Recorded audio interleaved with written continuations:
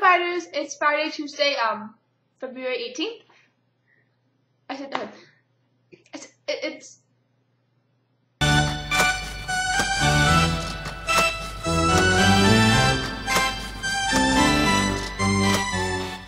Hey book fighters, it is Friday, February 18th, and this week I read Jane, Eyre. Actually, I'm still reading it because I have 60 pages left. I'm not sure if I'll be able to film this video later, so I'm filming it now just in case.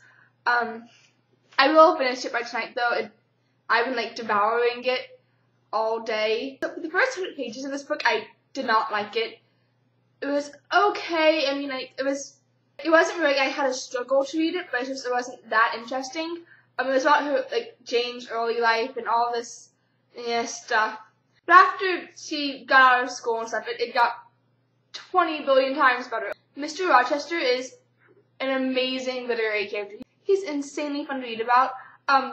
This is one part, and he's having this big party with all these uppity guests, and he leaves the party, dresses up as a gypsy, comes back, and tells everybody his fortune's disguised, and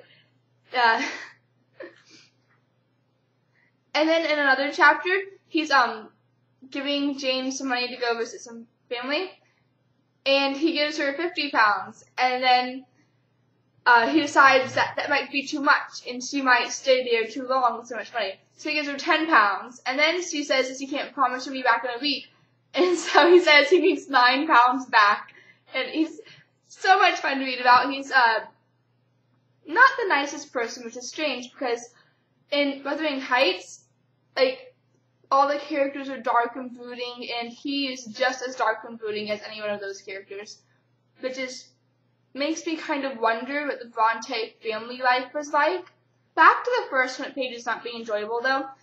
One of the major themes in this book is social classes and the social class structure, and how it's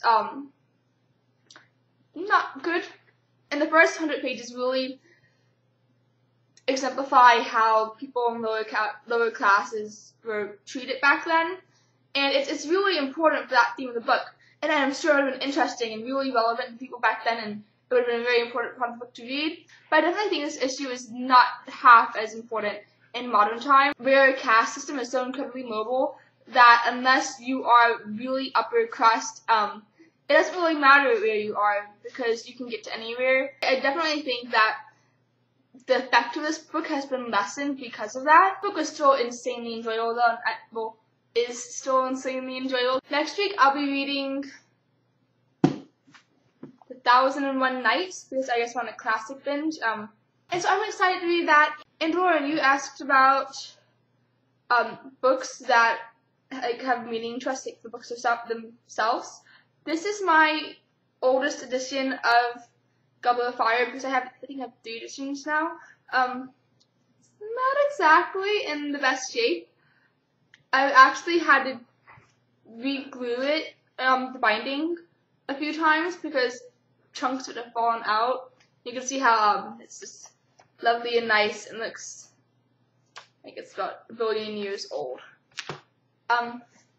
This was actually the first Harry Potter book that I reread, and I reread it during Hurricane Katrina. It was the only book I brought with me then, and I didn't really have much else to do but to read, so I did that, and I fell back in love with Harry Potter, and it was kind of my sole source of enjoyment for quite a few weeks. So it's very important to me. And also, we've had this book in my house since before I even read Harry Potter. I've been a Harry Potter fan for 10 years now, so it's pretty old. And also, it was before I had multiple copies of the books, so I reread Harry Potter 4 or 5 times that year. And it got a lot of reading done out of it. And I also lent it off to quite a few people that year, too, because not a lot of people had a lot of books. So. And as for used books, I only have 2 problems with used books. One is a tendency to smell kind of funny. And another is those weird little stains in old books where you can't really identify the origin of the stain or what it is. It's just this little stain. I don't like those either because I don't know what they are, and they are, So everybody have a good weekend, and Dan, I will see you on Monday.